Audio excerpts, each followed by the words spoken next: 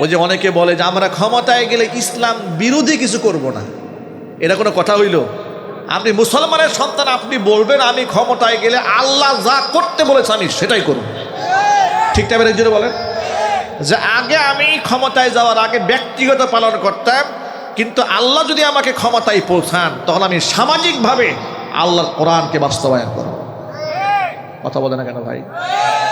আল্লাহর কোরআন যদি সামাজিকভাবে বাস্তবায়িত না হয় তাহলে এই দেশ থেকে আপনি জুলুম বিদায় করতে পারবেন না, শোষণ বিদায় করতে পারবেন না, খুনের বিচার আপনি এই দেশে করতে পারবেন না। তার বড় প্রমাণ দেখেন, শহীদ উসমান হাদি, আজকে কতগুলো দিন হয়ে গেছে সে শহীদ হয়ে গেছে, আজও পর্যন্ত আসামি ধরা পড়ল না। কেন পড়ল না? এই দেশে প্রশাসন নাই, কথা বলে না কেন? গোয়েন্দা পুলিশ নাই, সেনাবাহিনী নাই, বিজিবি নাই, এত কিছু থাকা সত্ত্বেও, ইন্টেলিজেন্স এতগুলো ব্রাঞ্চ থাকার পরে আপনারা কেন ধরতে পারলেন না? এই ব্যর্থতা তো আপনাদের। জুলাই আগস্টের অসংখ্য শহীদদের রক্তের বিনিময়ে আপনারা ক্ষমতার মসনদ দখল করেছেন। আপনি তো ইলেকশন করলে মেম্বার হওয়ার যোগ্যতা ছিল না। এলাকার ছেলেরা, এদেশের যুবকেরা, এদেশের মুসলমানেরা কলেজার রক্ত ঢেলে দিয়ে আপনাকে মন্ত্রী বানিয়ে দিয়েছে। কথা বলতে হবে, ঠিক কিনা বলেন? গায়ে বাতাস লাগে না। রক্তের সাথে বেঈমানি করেন, রক্তের সাথে বেঈমানি যারা করে তাদের পরিণতি কি হয় এটা স্বৈরাচারী খুনি হাসিনাকে দেখে শিক্ষা গ্রহণ করে। একেবারে স্পষ্ট বার্তা, এই দেশে আপনি ইনসাফ কায়েম করতে পারবেন না আল্লাহর কোরআন ছাড়া। এই জন্য সকলকে আওয়াজ উঠাতে হবে। সিস্টেমের যে তথাকথিত বিচার ব্যবস্থা আছে, এই বিচার ব্যবস্থা আপনি হাসিনাকেও ফাঁসি দিতে পারবেন না। আপনি কেমনে হাসিনাকে ফাঁসি দিবেন? ওই যে মেধাবী সেনা অফিসার মেজর সিনহাকে খুন করেছিল ওসি প্রদীপ এবং লিয়াকত, ওদের ফাঁসির রায় হয়ে আছে কিন্তু ফাঁসি হচ্ছে না। চিন্তা করে দেখেন, ওরা সরকারি খাদ্য খাচ্ছে, আলো বাতাস গ্রহণ করছে, কেন? দেশের এত বড় মেধাবী সন্তানকে খুন করেছে, প্রমাণ পাওয়া গেছে, ফাঁসির রায় হয়ে গেছে, একে তো বাঁচাই রাখার সুযোগ নাই, ঝুলাই ফেলতে হবে। কথা বলতে হবে, ঠিক না ঠিক? আপনারা ঝুলান না কেন? আপনারা খুনিদেরকে আশ্রয় প্রশ্রয় দেন বলেই তো এদেশে খুনিদের সংখ্যা বাড়ে। এই জন্য সব বাদ দিয়া কোরআনের বিধান কায়েম করতে হবে।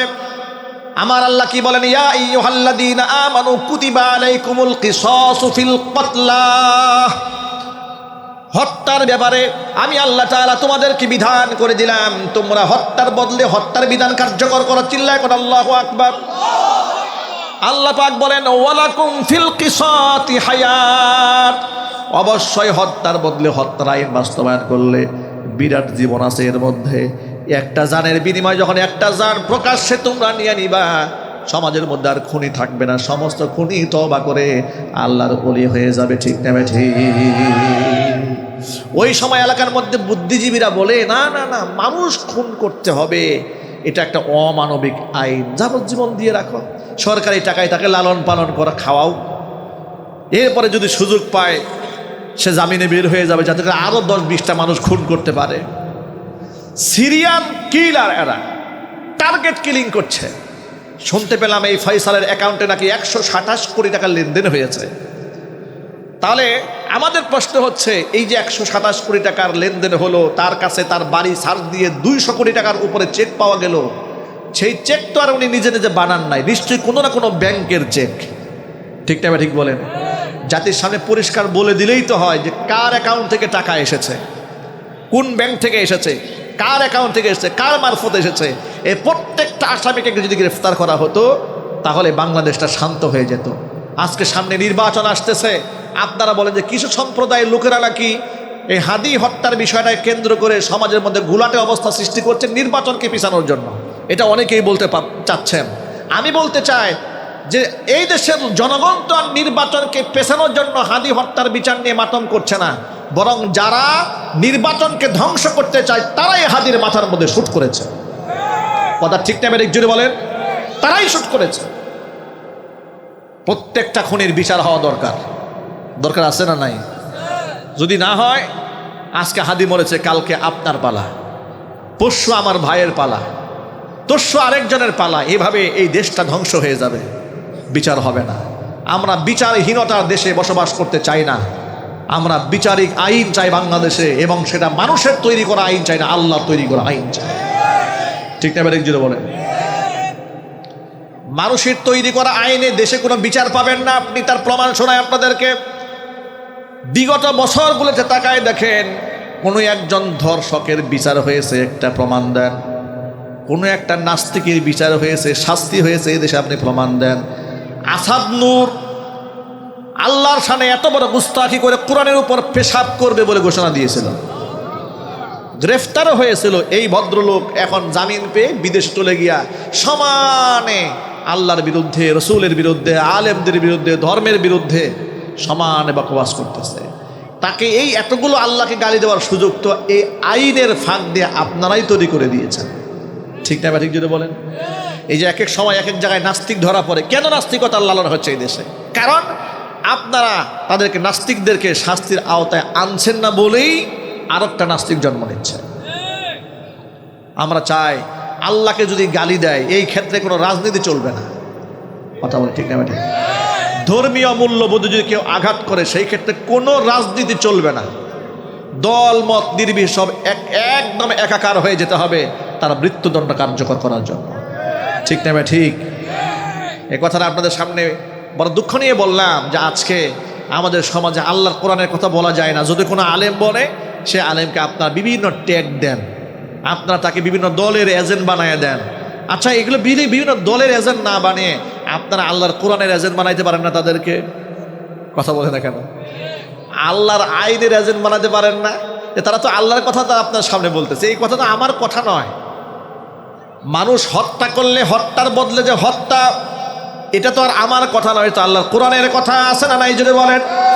আয়াত শোনায় দেয় আপনাদেরকে। আমার আল্লাহ পাক বলেন, ওয়াকাতাবনা আলাইহিম ফিহা আন্নান নাফসা বিন নাফসি ওয়াল আইনা বিল আইনি ওয়াল আনফা বিল আনফি ওয়াল উযুনা বিল উযুনি ওয়াস সিন্না বিস সিন্নি ওয়াল জুরুহা কিসাস। জানের বদলায় জান, চোখের বদলায় চোখ, কানের বদলায় কান, নাকের বদলায় নাক, দাঁতের বদলায় দাঁত, আঘাতের বদলায় আঘাত, তাকে ফিরিয়ে দেওয়া হবে। আল্লাহর নবী নিজে এটা বাস্তবতায় কেমনে প্রমাণ করেছেন দেখেন। বদর প্রান্তরে আল্লাহর হাবিব রাহমাতুল লিল আলামিন 313 জনের কাফেলা সোজা করছিলেন। হুজুরের হাতের মধ্যে ছিল একখানা তীর। ওই তীর দিয়া সাওয়াদ রাদিয়াল্লাহু তাআলা আনহু কাতার ভেঙে সামনে চলে এসেছিলেন। আল্লাহর নবী তার পেটের মধ্যে মৃদু আঘাত করে বললেন, রে সাওয়াদ, এত সামনে এলে কেন? পিছনে চলে যাও।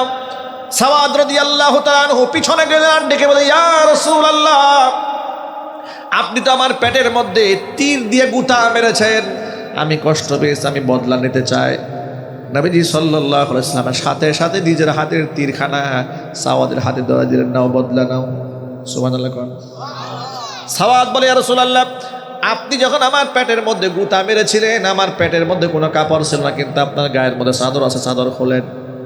নবীজি সাল্লাল্লাহু আলাইহি ওয়াসাল্লাম সাথে সাথে নিজের গায়ের চাদরটা খুলে উন্মুক্ত করে দিলেন দেহটা। সাওয়াদ রাদিয়াল্লাহু তাআলা আনহু হাতের তীরখানা মাটিতে ফেলে দিয়ে হুজুরকে শরীরের সাথে জড়ায় ধরলেন, বুকের সাথে আগলায় ধরলেন। ঠোঁট দ্বারা নবীজির দেহের মধ্যে চুমা খাইতে থাকলেন, বলতে থাকলেন, ইয়া রাসূলুল্লাহ, আপনার কাছে বদলা নেব, এটা আপনি কল্পনা করলেন কি করে? যার জন্য ঘর সাল্লাম, বাড়ি সাল্লাম, শাহাদাতের তামান্না নিয়ে ময়দানে চলে আসলাম। জোরে বলেন সুবহানাল্লাহ। ও নবীজি, 313 জনের নিরস্ত্র কাফেলা, আমরা সামনে 1000 সশস্ত্র বাহিনী। গাজী হইয়া বাড়ি ফিরতে পারবো কিনা সেটা তো আর জানা নাই। শহীদ হইয়া না জানি আল্লাহর এই দুনিয়া থেকে চলে যায়, আল্লাহর সান্নিধ্যে চলে যায়। জীবনের শেষ মুহূর্তে আপনার পবিত্র দেহের সাথে দেহটা একটু ঘষা দিয়া জীবনটা ধন্য বানাই দিলাম। ভাইরা আমার, হুজুরকে সাহাবায়ে কেরাম এরকম মোহাব্বত করেছেন। শিক্ষা হলো, আল্লাহ নবী হযরতে সাওয়াদ রাদিয়াল্লাহু তাআলা আনহুর গায়ে আঘাত দেওয়ার পরে তিনি বদলা নিতে চেয়েছিলেন। হুজুর সাল্লাল্লাহু আলাইহি ওয়াসাল্লাম সাথে সাথে তীরখানা ধরিয়ে দিয়েছিলেন। এইভাবে আল্লাহর নবী দুনিয়ার মধ্যে ইনসাফ প্রতিষ্ঠিত করেছিলেন। এই জন্য সকল ভাইদেরকে বলি, ইনসাফ যদি চান, আল্লাহর নবীর আদর্শের বিকল্প কোনো রাস্তা নাই। ঠিক না ভাই? ঠিক। এই জন্য আমরা যা করব, নামাজ হোক, রোজা হোক, হজ হোক, যাকাত হোক, সব কার জন্য করব? আল্লাহর জন্য করব। আল্লাহ নবী বলেন, আখলিস দীনাকা ইয়াকফিকাল আমালুল কালিল। নিয়ত যদি খালেস হয়, আমল যদি অল্প তোমার হয়ে যায়, অল্প আমল নাজাতের জন্য যথেষ্ট হয়ে যাবে। জোরে বলেন সুবহানাল্লাহ। এই জন্য নামাজ হবে কার জন্য? রোজা হবে কার জন্য? ইখলাসের সাথে আমল করলে শুধু পরকালের বিপদে আল্লাহ বাঁচাবেন তা নয়, দুনিয়ার বিপদে পড়লেও আল্লাহ বাঁচাই দিবেন। বুঝে এসেছে? দ্বিতীয় নম্বর শিক্ষা হলো, বাবা মার সম্মান সবার উপরে। ঠিক না? ঠিক। বাবা মা বেঁচে আছে কার কার? হাত দেখি তো ভাই এখানে। বাবা মা বেঁচে আছে কার? মাশাআল্লাহ।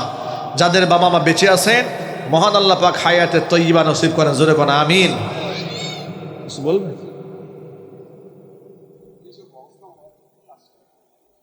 আচ্ছা, পরে। জি জি জি। ওয়াজের মাঝখানে প্রশ্ন করতে আসে মানুষ, একটু সমস্যা আছে। আচ্ছা, ঠিক আছে। আল্লাহ সুস্থতার নিয়ামত দান করেন। সবাই একটু জোরে কর না আমিন। ভাইরা আমার, বাবা মার সেবা সবার উপরে। বাবা মা যাদের বেঁচে আছেন, আল্লাহ যেন হায়াতে তয়্যিবা দান করেন। সকলে জোরে কর না আমিন। যাদের বাবা মা দুনিয়া থেকে বিদায় হয়েছেন, জান্নাতুল ফিরদাউসের মেহমান আল্লাহ বানাই দেন। জোরে জোরে কর না আমিন। দ্বিতীয় নাম্বার শিক্ষা হলো আমাদের জন্য, বিশেষ করে যুবক এবং যুবতী যারা আছেন এখানে, কান খুলে কথাটা শুনে রাখেন। একমাত্র আল্লাহর ভয়ে তিনি চরিত্রকে হেফাজত করলেন, আল্লাহ পাক সম্মান বাড়াই দিলেন। নবী করিম সাল্লাল্লাহু আলাইহি সাল্লাম বলেছেন, যেই ব্যক্তি তার চরিত্রকে হেফাজত করবে কিয়ামতের দিন, চরিত্রের হেফাজতের খুলুকে হাসান, উত্তম চরিত্র, এটা যখন মিজানের পাল্লায় উঠায়া দেওয়া হবে, সাথে সাথে মিজানের পাল্লা ভারী হয়ে যাবে। এই জন্য আমাদের প্রথম কাজ হচ্ছে, যুবকেরা, আমরা আমাদের চোখের হেফাজত করব। বলেন ইনশাআল্লাহ। আর এটা তখনই সম্ভব হবে যৌবনকালে যথাসময় বিবাহ করতে হবে। এটা ছেলের ক্ষেত্রেও মেয়ের ক্ষেত্রেও।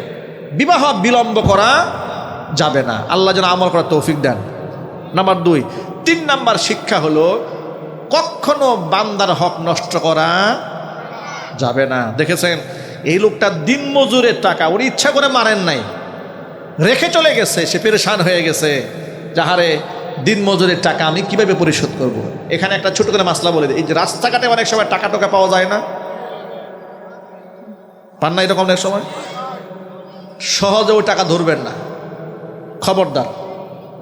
টাকা কেন ধরবেন না বলি, আপনি টাকাটা ধরেন, আপনি জামিন হয়ে গেছেন, আপনার উপর দায়িত্ব হয়ে যাবে যে এই টাকাটা আপনি ওই মালিকের কাছে পৌঁছে দেওয়া। আপনি কিভাবে পৌঁছাবেন? এলাকার মধ্যে মাইকিং করতে হবে, মাইকিং এর দায়িত্ব আপনার। পত্রিকায় বিজ্ঞাপন দেবেন, পান নাই। টেলিভিশনে বিজ্ঞাপন দেবেন, তাও পান নাই। জীবনের সকল চেষ্টা প্রচেষ্টা শেষ করার পরে যখন পেলেন না, তখন এই টাকাটা ফকির মিসকিনদেরকে দান করে দেবেন, এই নিয়তে যে এই সোয়াবটা ওই লোকে পাবে। সুবহানাল্লাহ। তাহলে এত বড় বিপদ ইচ্ছা করে নিজের কাঁধে নেওয়া যাবে? সহজে ধরবেন না। অনেকে মনে করে বিশাল বড় নিয়ামত, তা আল্লাহ আমার হাদিয়া বানাইছে, এত সহজ। পেশি শক্তি খাটিয়ে অন্যের জমি জামা দখল করবেন না, মানুষের অধিকারকে নষ্ট করবেন না। মনে রাখবেন, দুনিয়া থেকে বেঁচে গেলেও কিয়ামতের ময়দানে আল্লাহর বিচার থেকে বাঁচার রাস্তা নাই। কথা মনে থাকে ভাই ইনশাআল্লাহ। বান্দার হকের ব্যাপারে আমরা যত্নবান হব। জোরে কোন আমিন। নবী করিম সাল্লাল্লাহু আলাইহি সাল্লাম বলেছেন, আতুল আজির আজরাহু ক্বাবলা আইয়াজিফা আরাকুহু। শ্রমিকের গায়ের ঘাম শুকিয়ে যাওয়ার আগেই তার ন্যায্য পাওনা তাকে বুঝাইয়া দাও। আমরা যেন আমাদের ভাই বোনদের হক যথাসময় বুঝিয়ে দিতে পারে, সেই তৌফিক আল্লাহ পাক আমাদেরকে দান করেন। নবী করিম সাল্লাল্লাহু আলাইহি সাল্লাম বলেছেন, 2টা পাপের কারণে নারীরা জাহান্নামে যাবে বেশি। একটা হচ্ছে বেশি বেশি লানত দেওয়া, 2 নাম্বার হচ্ছে স্বামীর নাফরমানি করা। মায়েরা বলে না, স্বামীর নাফরমানি করবেন না, স্বামীর আনুগত্যশীল হয়ে থাকবেন। আল্লাহ পাক আজকে আপনাদের সামনে যে কথাগুলো বলেছি, সবার আগে আমাকে, আমার ভাইদেরকে, মা বোনদেরকে সকলকে আমল করার তৌফিক দান।